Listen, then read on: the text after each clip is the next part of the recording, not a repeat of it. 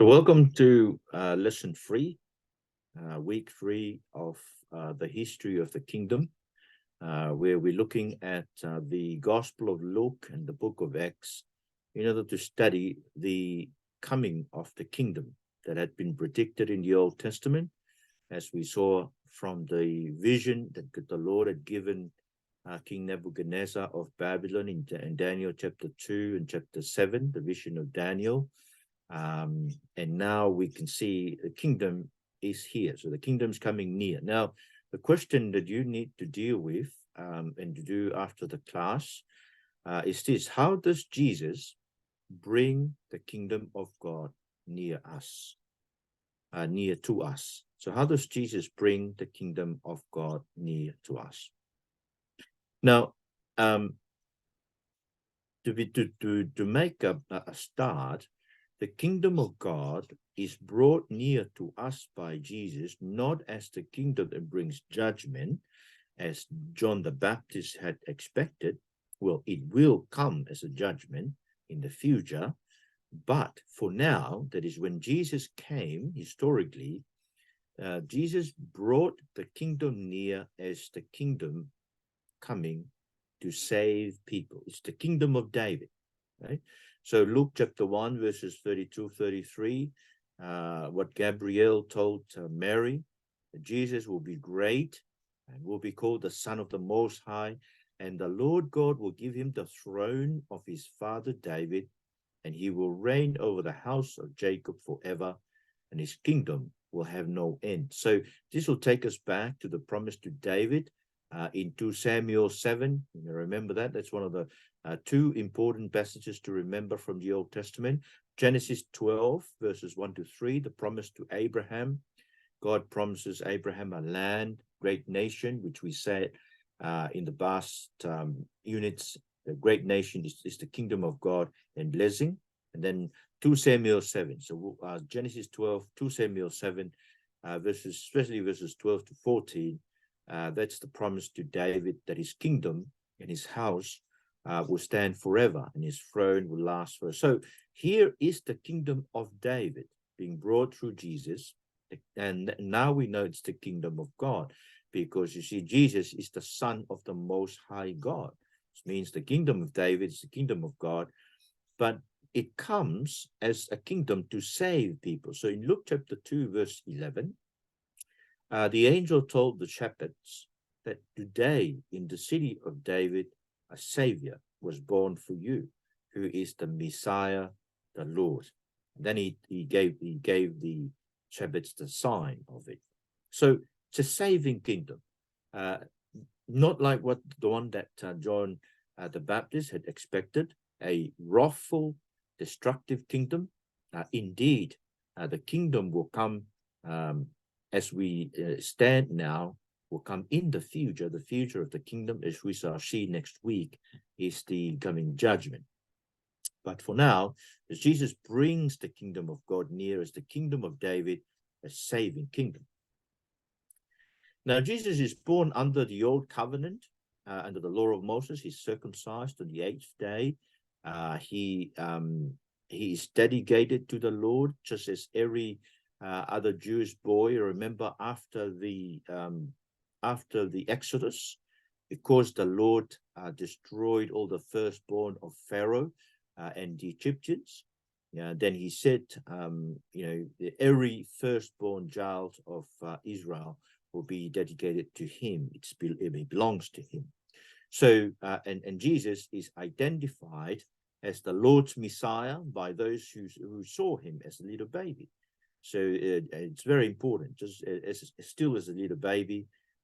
When they brought him to the temple, a man whose name was Simeon, been waiting in the temple, and it was revealed to him by the Spirit, he won't see death before he saw the Lord's Messiah. So here is the Son of God, the Son of the Most High, the Savior.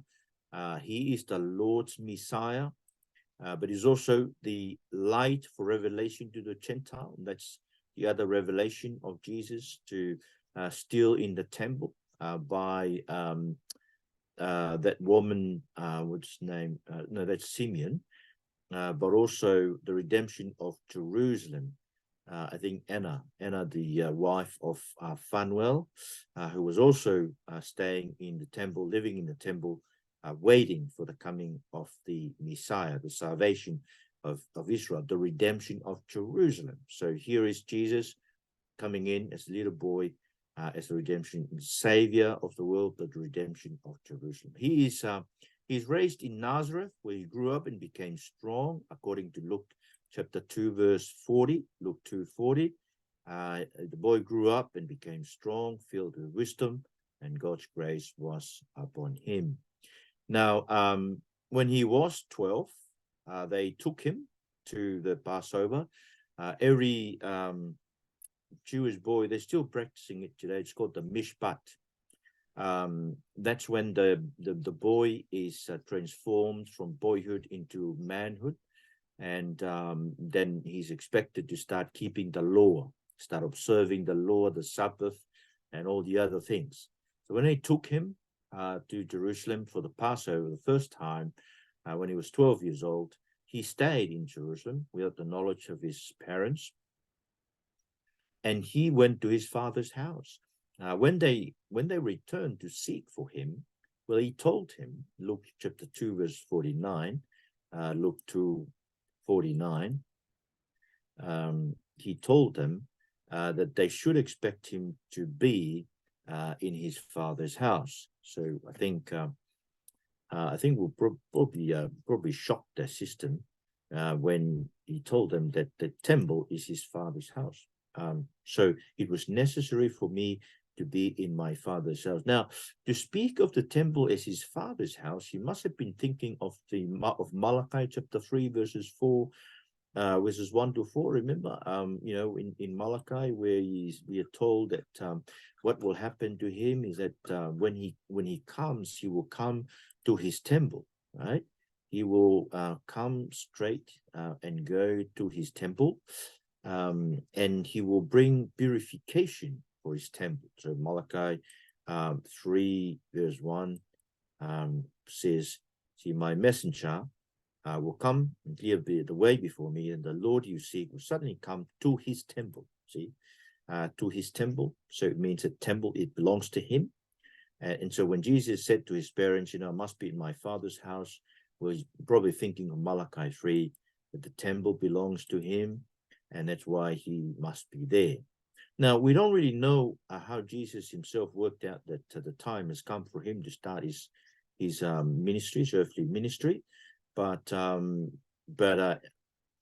the Gospels, the indication is that we're always told that John is being put in prison. So when John is being put in prison, and Jesus came. But you see, before John is put in prison, he has to baptize Jesus. So it must mean that Jesus was baptized, probably for a time. He didn't do much before John was put into prison. And then, he started, I don't know, it's not really clear. But you see what the point is, that we don't really know how Jesus knew that now is the time for him to start his earthly ministry. But yes, when he came out of his baptism, there is a confirmation voice comes to him from heaven, saying, that you are my beloved son, with you I'm well pleased. And I think that's very important. It's a confirmation to Jesus. He is the Son. He is here for that mission that the Son of God has been, predicted and prophesied to bring about throughout the Old Testament. Now, we're told that he started his ministry when he was 30 years old. In Luke chapter 3, he came and he was baptized, and then we're told that he was at 30 years old. Now, when was he born? Well, I take it that he was born, we know this for a fact, he was born during the time of Herod the Great's reign. Now, Herod the Great, he ruled from 40 to 4 BC, and he died in 4 BC. So Jesus must have been born towards the end or maybe the beginning, the end of 5 BC and beginning of 4 BC. Remember the dates, we're going backwards before Christ. So 5 BC is before 4 BC. So Jesus must have born in that. And if that's to be the case, and I believe it to be so, then Jesus began his earthly ministry in the year maybe 26 or 27 AD. However, I think a number of scholars are taken by the fact that John the Baptist, the word of God came to John the Baptist in chapter 3 of Luke, verse 1, in the 15th year of the reign of Tiberius Caesar. Well, we know that Tiberius Caesar reigned from 14 to 37 AD. Remember, AD is Anno Domini, in the year of our Lord. And that's where we live. We live in 2023 Anno Domini, in the year of our Lord, because Jesus Christ is still alive and we still count the days by even though a lot of people have rejected that, because they don't want to acknowledge that history is counted as before Christ and Anno Domini in the year of our Lord. But anyway, the 15th year of the reign of Tiberius Caesar is around about 29 AD then, 29 AD. Maybe minus 1 year or plus 1 year. So a lot of people are inclined to say that Jesus' ministry started 30 AD. He died at 33 because he ministered for 3 years. How do we know he ministered for 3 years? Well, he went to Jerusalem 3 times for the Passover. Passover only happens once every year. So the last Passover he went to, he was killed. So therefore, Now, the genealogy of Jesus is traced back to Adam as the Son of God. So in other words, I think Luke is telling us that it's always been the plan of God since the creation to establish his kingdom. So therefore, he created human beings to rule. So we were created to be kings of the kingdom. Now, because of sin, we lost that. But here is Jesus. He is the new Adam. Well, he is, according to Paul, the Adam at last, the man from heaven, the last Adam. And he comes so that those of us who will belong to his kingdom will bear his image. So Paul says in 1 Corinthians 15:49, and just as we have borne the image of the man of dust, that is Adam in the beginning, the first Adam, we will also bear the image of the man of heaven. See, the image of the man of dust is all in us because we are sinful. We will die one day and be reduced to dust. But then, through Christ, we also bear the man of heaven. That is, we will be raised immortal. You see, that's heaven is the place of eternal life. Now, so there you are. In the beginning, we're told that Jesus comes to bring the kingdom of God near as the kingdom of David. It's a saving kingdom. And he comes as the savior, as the redeemer of Jerusalem, but he's the Son of God. The Son of God, like Adam, he is the last Adam because he comes to rule. Remember the mission in creation? Man was told to rule in Genesis 1:28. Now here is the man who will rule over creation. And that's the authority he comes with. Now you have to remember, there are only two men whom God, who were created sinless, right? Well, Jesus was not created, but he had only 2 men who were sinless. Adam, in the beginning, was created sinless. Jesus became a human being sinless. Now, we don't understand how to live like that. But you see, we know that as a sinless human being, Jesus then fulfills the mission of the first Adam. Okay? He is the ruler of the kingdom of God. He will bring God's people in and he will defeat Satan. That's the next thing to notice. He brings the kingdom of God by defeating Satan. Look in chapter 4, verses 1 to 13. He faces Satan at the beginning of his earthly ministry, and it's very important. Then now, I didn't realize it before, but as I prepare this, it does seem to me this is why the story of the temptation of Jesus is always there at the beginning of his ministry, his earthly ministry, because he has to defeat Satan. See, the Holy Spirit took him, right? took him to Satan so that he would defeat Satan, and therefore he then is able to bring the kingdom near. And we see the effects of the kingdom, the life of the kingdom, the blessing of the kingdom of God through the earthly ministry of Jesus. See, in one of the temptations, Satan indicated he's been given the authority of the kingdoms of the world, that he may be able to give it to Jesus. But Jesus said to him, look, no, we don't worship you, Satan. We worship God. And this is a lie. You don't own the kingdoms of the world. You can't give it. Only God can give it. The kingdom of the world, will become the kingdom of Jesus, because God is the one who is planning this. But you see, Satan knew that the mission of Jesus is to win the kingdoms of this world, to make it the kingdom of God. And we see, if you go to Revelation 11:15, you will see that's what happened, right? The kingdom of this world becomes the kingdom of the Messiah. But the way in which God is going to bring it about is not by worshiping Satan. It's by worshiping God. Jesus worshiping God, surrendering his will to God and saying, God, let thy will be done, not the will of Satan. So Satan is defeated. And so every time Jesus cast out demons, you see that Satan is defeated, because they shout out to Jesus. They're being tormented by Jesus. They know that Jesus is powerful than them. And so Jesus tells us in Luke chapter 11 that this is what had happened to Satan. This is why he's able to cast demons. So Luke 11:14, he tells the story, when a strong man fully armed, this is talking about Satan, guards his estate, his possessions are secure. But when one stronger than he attacks and overpowers him, he takes from him all his weapons he trusted in and divides up his plunder. So there you are. That's what happened. Jesus attacks Satan, overpowers him, and therefore is able to take from him all his weapons. See, the weapons of Satan, the most lethal weapons he can use against us is our sins. See, because then he can always accuse us of our sins and of our unworthiness to be in heaven. But now it's been taken from him.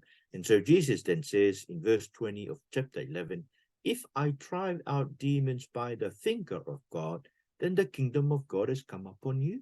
So that's how the kingdom of God comes upon them. It comes upon them by the defeat of Satan. Satan is overcome, attacks and overpowers, and so all his weapons is taken and his plunder is divided. And so therefore, so Jesus is bringing the kingdom of God into our midst. And once again, when they ask him, when will the kingdom come?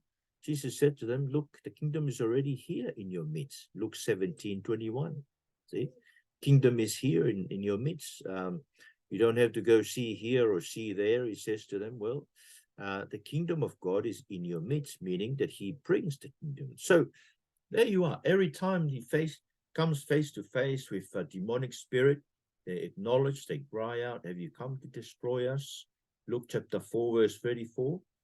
The demonic spirits, they know Jesus and as the Holy One of God and the Son of God, the Christ.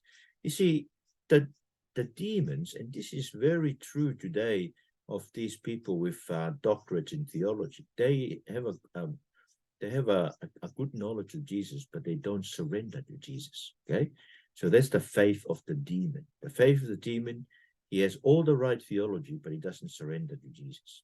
Okay. Anyway, so such is the kingdom of the authority of the kingdom, is that legion of demons, they come begging Jesus to let them enter some of the pigs, and he allowed them, which means the demons are also under the authority of Jesus. Now, yes, of course, Jesus can allow demon to kill us, can allow demon to tempt us, but he is for us. Okay, even if he allows the devil to do something to us, well, he is always for us. He is always using that in order to save us or defeat Satan. And so We must be confident. You see, even the authority over Satan is given to us, his people, through the preaching of the kingdom. Remember when he sent out the 72? They went out and preached the kingdom of the kingdom of God has come near. When they came to Jesus, Jesus affirmed in Luke 10:18, he said, I watched Satan fall from heaven like lightning. See? Because, we defeat him by the word of the gospel. So having defeated the Satan, Jesus set all kinds of people free from enslavement. See, this is the life of the kingdom is freedom. And I think there's a sense of freedom in us when we come to Jesus. I mean, we rejoice in doing all kinds of good things. Yes, of course, we may be persecuted, but even persecution, we find joy in it, knowing that, as Jesus says, we will be highly rewarded in heaven. And we know that once we're persecuted because of his name, we're counted worthy of his name because of that. So he sets people free by calling to him, and he heals sickness by forgiving sins. He set people free from thinking they're more righteous than others, but showing, that by showing them how much of God's mercy they need. Okay, so the power of the kingdom was radiated from Jesus in his healing, in his teaching, in his setting of people free. So, and then he gathered to himself a people. So not only he defeats Satan, but he defeats Satan so that he's able to set people free and gather for himself a people. So you see that it's a saving kingdom. He defeats Satan. He sets people free. He draws people to himself. And so he gathers to himself the people of the kingdom. He chose the 12 disciples. And even though one of them was a traitor, he calls them apostles. Okay? And then there were the women. Some women came from Galilee. So in Luke chapter 1, verse 3, when he was traveling with them. So they were, the 12 were with him, and also some women who had been healed of evil spirits and sicknesses. Mary called Magdalene, you must always remember, she was not a prostitute. She was a demon-possessed person. See, Mary Magdalene, 7 demons had come out of him. Joanna, the wife of Cusa, Herod's steward, Susanna, and many others who were supporting them from their possession. See, women followed Jesus from Galilee all the way to Jerusalem with their possessions. So Mary Magdalene must have been a rich woman, the wife of Herod's steward. Being Herod's steward must have been a very highly professionalized sort of job, and so they had a lot of money, but they used it to support the ministry of the kingdom. So these are the people who Jesus set free from Satan and gathered to himself the people of the kingdom. Now these people become his new family, and his new family are those who hear the word of God and do it. So Luke 8:21, my mother, my brothers are those who hear and do the word of God. So that's his new family, those of us who come to him. And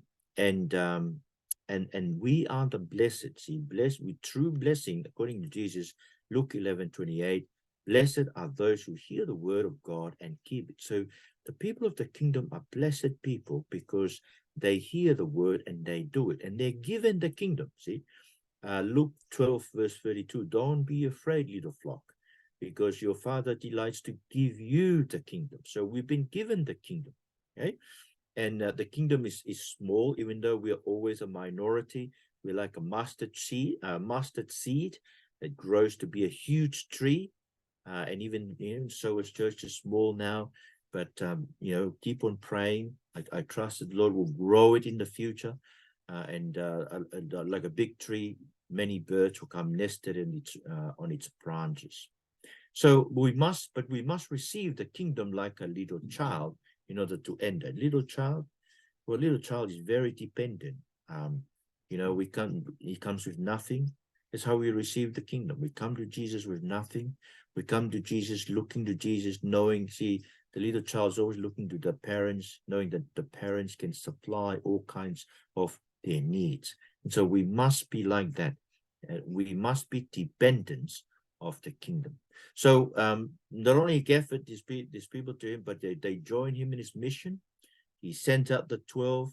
He sent out the 72, giving them authority, to proclaim, cast out demons, to heal diseases, to proclaim the kingdom, heal the sick, and tell people the kingdom comes near them.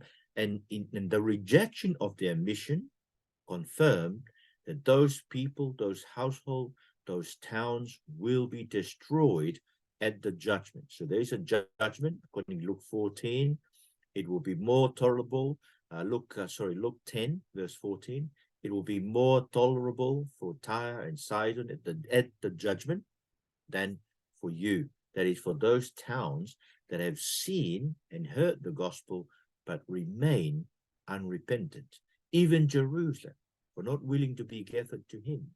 He predicts that there will be abundant. He predicted that there will be abandoned until they will say, "Blessed is he who comes in the name of the Lord." So the people of the kingdom, they are to live lives by denying themselves and taking up their cross daily, following Jesus, because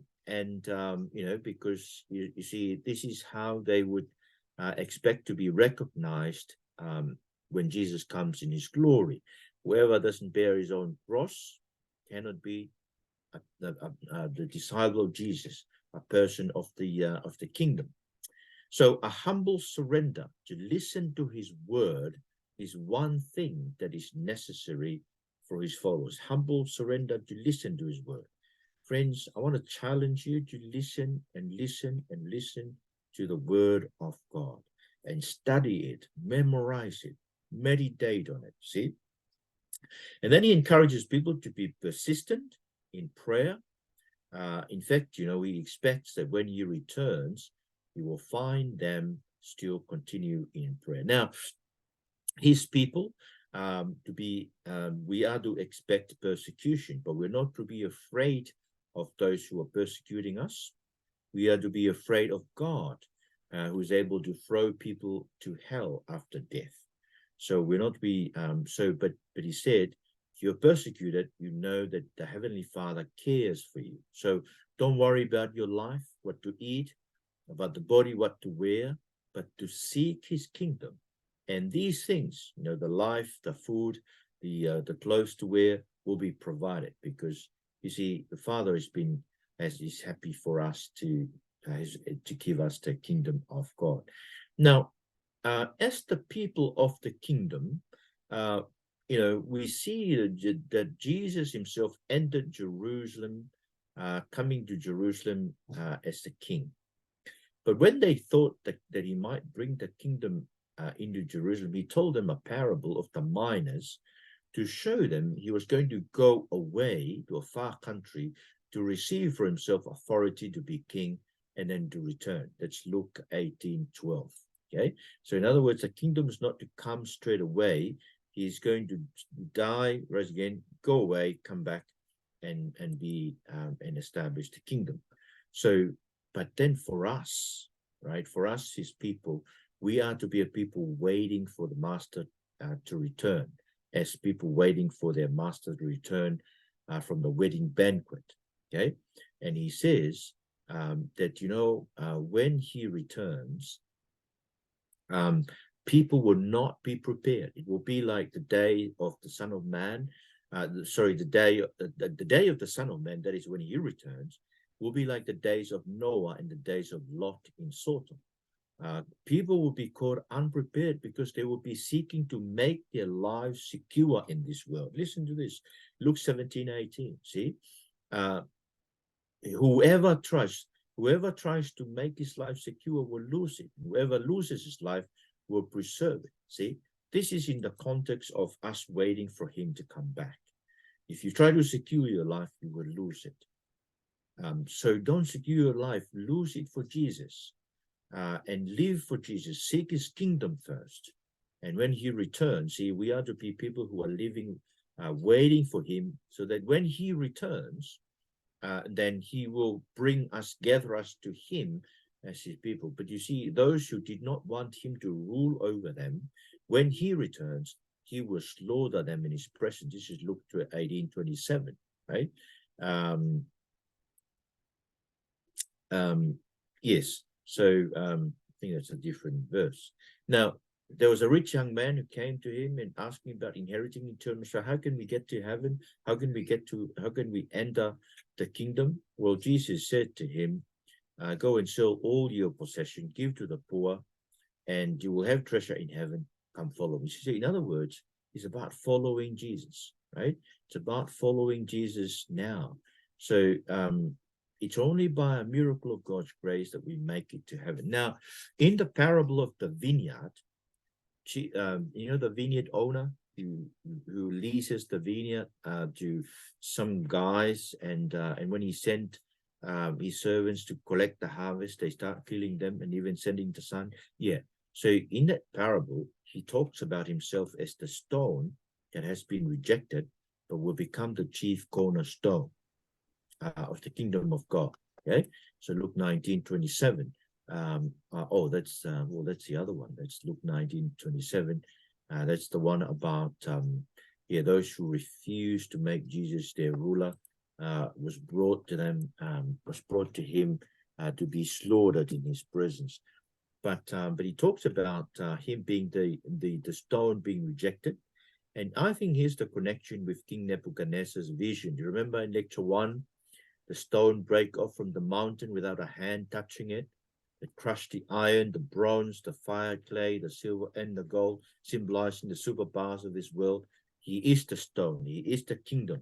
He is the stone that will grow to become a huge mountain that overcomes all the other kingdoms. So we are to live with the expectation that the kingdom will be coming soon.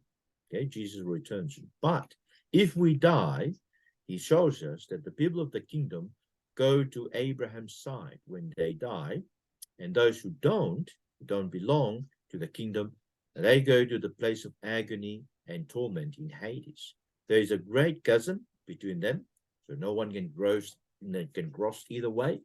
He affirms that if people in life who don't listen to the Bible, to Moses and the prophets, they will not even believe if someone rises from the dead. So that's Luke 16, verses 22, 24, 26, 29, and 31. So there you are, right? The kingdom comes, in summary, the kingdom comes in Jesus as a saving kingdom. The kingdom comes and defeats Satan, and therefore is able to set people free, and he gathers for himself a people to join him in his mission of preaching the kingdom. And those who join him, his people, are those who hear the word of God and keep it. So that's us. We are blessed because of that. And those of us who join him in his mission, we also defeat Satan through the proclamation of the gospel. Okay, and so we are to live with the expectation the kingdom is coming soon. So because when they went near to Jerusalem, expecting the kingdom will come, he said, "No, I'm going away to be established as king, and then I will return. While you guys live as people who are waiting for me to return, we live by persisting in prayer." It does seem to me that's how we live, persisting in prayer, because he expects when he returns that we'll still be praying.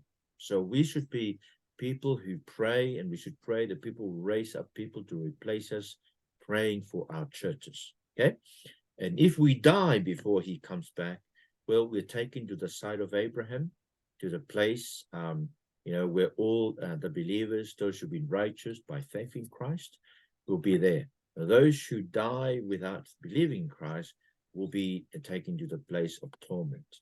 Father, we ask that we will continue to live as a people of your kingdom.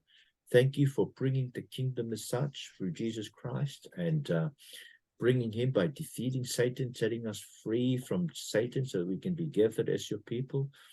Pray, Lord Jesus, we'll continue to live the life of the kingdom, selling our possessions, not caring much about what we may eat or drink, trusting that you will provide, and facing persecution with boldness, knowing that you will come soon and you will take us to be with you. And thank you for the expectation we will live with Abraham if we die before your time comes. And so we pray this in your blessing, for your blessing in Jesus' name. Amen.